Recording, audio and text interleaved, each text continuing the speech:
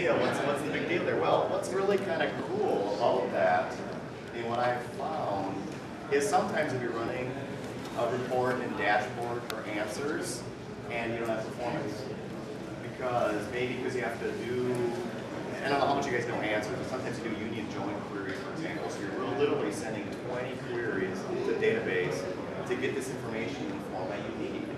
So not only is BI Publisher this pixel perfect formatting tool, I've also used it for performance reasons.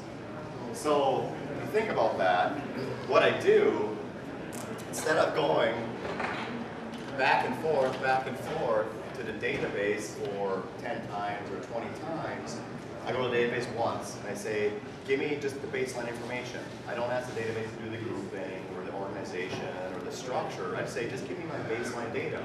And it answers that super easy. Just give you the data. And then from that, right, the database, I still might be doing, you know, like a million rows, right? I might be processing a lot of data. Databases are awesome at that. I don't care what the database is. I mean, I do care. Oracle's the only database you should be using. But it could be anything, right? But what happens now is I might result in an XML file that might have 100 rows, you know, 1,000 rows. It's a much smaller magnitude. So back to performance, and why is BI Publisher good for performance, is I can now regroup this data any way I want.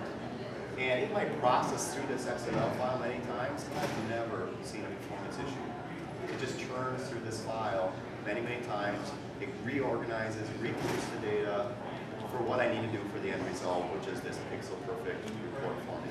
And again, the common area I've seen is these financial reports where I have to group revenues in a certain way. I have to group my expenses, or my variable expenses, or my fixed expenses, or different companies have to be grouped in a different fashion. And those groupings might not be in the database.